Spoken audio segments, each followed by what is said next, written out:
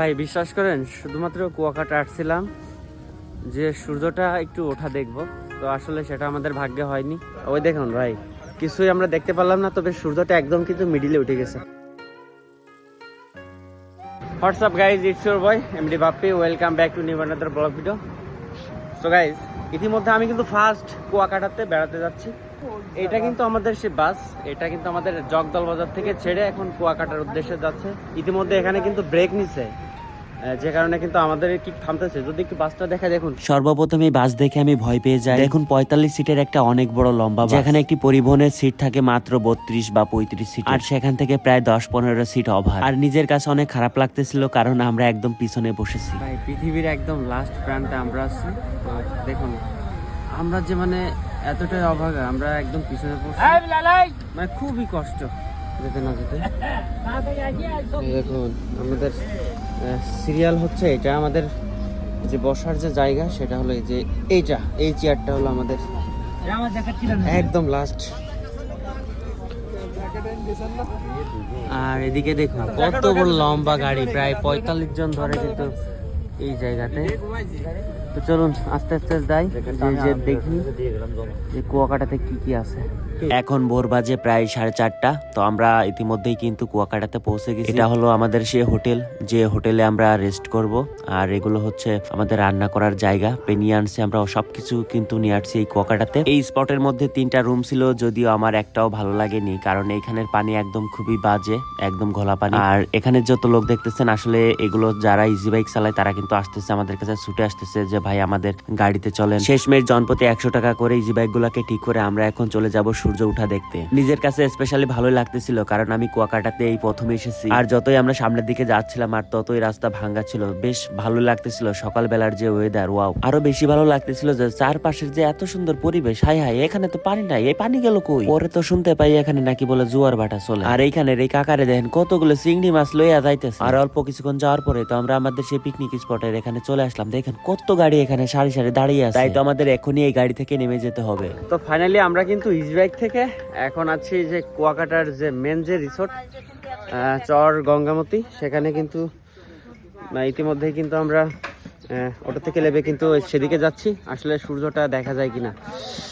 আর এখানে কিন্তু হিউজ পরিমাণ কিন্তু রূপালি সাজানো আছে, প্লাস এখানে কিন্তু খিচুড়ি মিচুড়ি ইত্যাদি, এগুলো মানে সকালের যে নাস্তাগুলো আছে সব কিন্তু এখানে পাওয়া যায়।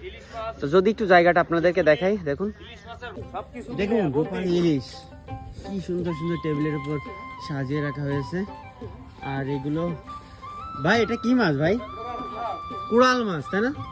কুড়াল, এই যে চিংড়ি মাছ, সব কুয়াকাটার মাছ এগুলো। আর এই যে সে কাঁকড়া, এই যে সে কাঁকড়া।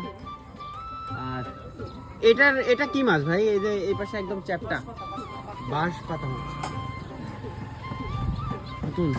অনেকগুলা দোকান কিন্তু এই সাইডে। আর সূর্য কিন্তু এখনো উঠে নাই। আমরা সূর্যের যে মেন যে রিসোর্ট, সেই রিসোর্টের কাছাকাছি, কিন্তু এখন কিন্তু সূর্য ওঠে নাই।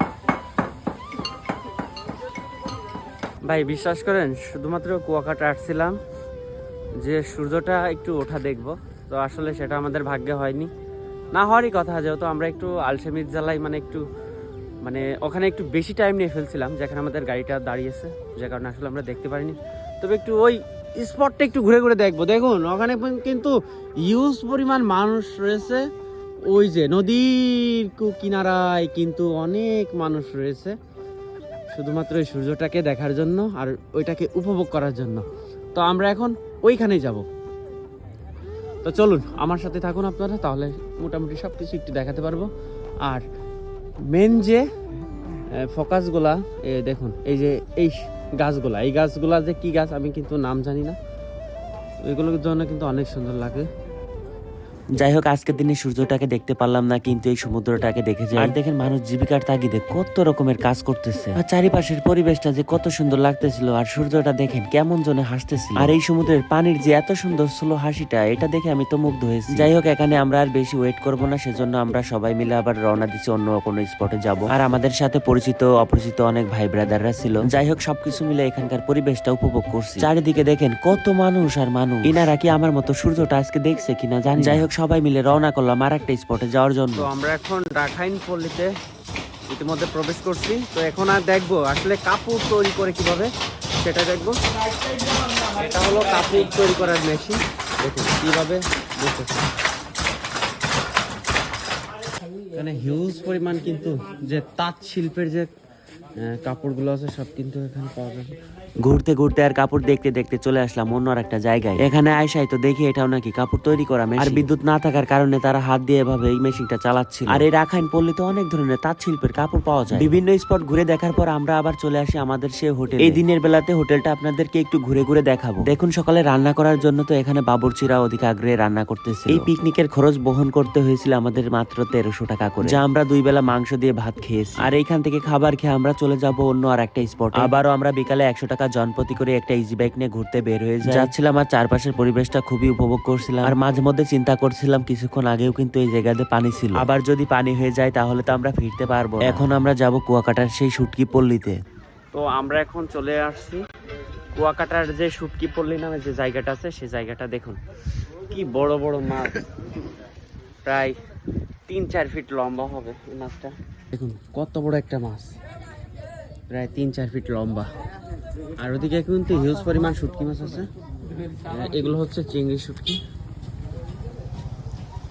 আর এগুলোর নাম আমি জানি না, এগুলো কি নাম হবে, রূপচাঁদা হতে পারে।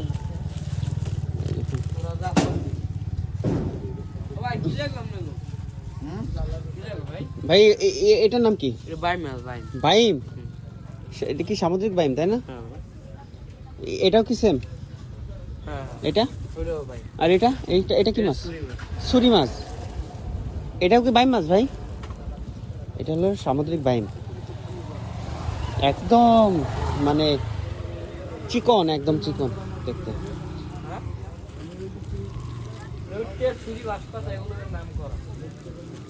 এ ভাই এগুলো কত? এটার দাম কত? এটা কি মাছ? কোরাল কত? কেজি 1400, প্রায় 6-7 কেজি হবে। আমরা এখন আছি কুয়াকাটার একদম 0 পয়েন্টে। তো বিকালের যে মুহূর্তটা, কুয়াকাটার যে ভিউটা আসলে খুবই সুন্দর লাগছে। একটু পরে কিন্তু সূর্যটা ডুবে যাবে। আর সূর্যটা আসলে কেমন দেখাচ্ছে দেখুন, এই যে। আর তার ঠিক অপোজিট সাইডে কত সুন্দর ঝাউ গাছ, অনেক সুন্দর সুন্দর ঝাউ গাছ কিন্তু এখানে আমরা দেখতে পাচ্ছি। আর যদি একটু বালিটা দেখাই, দেখুন পুরো পাটা একদম মানে বালি হয়ে যাচ্ছে, অর্থাৎ দেবে যাচ্ছে। এখন ওইটা একটু কি ঝাউ গাছটা, এখন আমি সেটা একটু দেখব। যাই হোক, কুয়াকাটাতে আমার এটাই কিন্তু ফার্স্ট আসা, তো সে কারণে আসলে ভিডিওটা একটু করে রাখতেছি। দেখুন এই যে,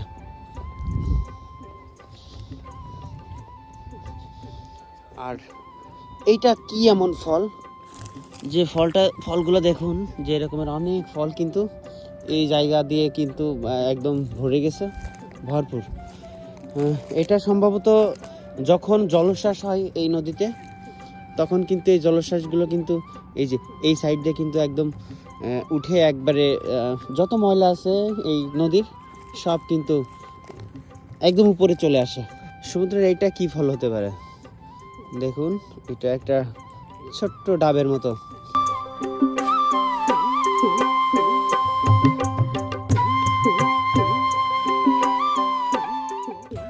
তো গাইস, এখন কিন্তু ফাইনালি সূর্যটা অস্ত যাচ্ছে। আর ঠিক সেই জায়গাতে কিন্তু এখানে মাছ ধরতেছে।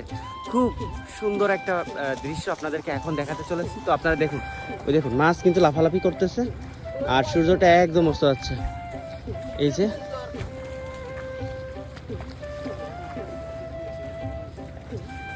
কি মাছ ধরতে দেখুন, কি কষ্ট, খুব একটা কষ্টের কাজ।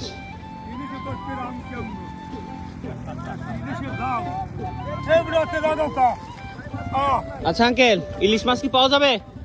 ইলিশ মাছ বেড়ার মধ্যে দুই একটা পরে ভাগ্যগুণ হয়ে যায়। একটা ইলিশের রান্না তো আইবে না, করা চিংড়ি টিংড়ি আমি চিংড়ি টিংড়ি আসতে পারে তাই না? হ্যাঁ। আচ্ছা, ওই যে ওইগুলো কি লাফাই যাচ্ছে, ওই যে দেখা যাচ্ছে, ওলে ভাই, হ্যাঁ ওলে ভাই, ফাইসা মাছ তাই না? দুইটা ইলিশ।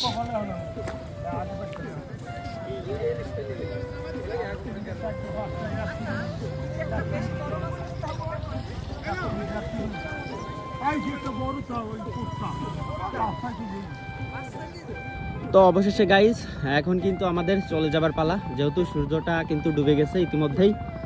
আর দেখুন কত মানুষ কিন্তু সেই দৃশ্যটাকে দেখেছে, যে সূর্য যে ডোবার যে মুহূর্তটা, আসলে সেইটা কিন্তু দেখতে কিন্তু এখানে হাজার হাজার পর্যটক কিন্তু এসেছে। তো আমরাও কিন্তু এখনই চলে যাব আমাদের যে গন্তব্যস্থল সেখানে। তো যে যেখান থেকে ভিডিওটি দেখতেছেন অবশ্যই কিন্তু ভিডিওটা একটা লাইক করে চ্যানেলটিকে সাবস্ক্রাইব করে দিবেন, আর বেশি বেশি করে একটু শেয়ার করে দিবেন। তো ভালো থাকবেন, সুস্থ থাকবেন, দেখা হবে অন্য কোনো ভিডিওতে। সে পর্যন্ত সবাই ভালো থাকবেন, সুস্থ থাকবেন, আল্লাহ হাফেজ।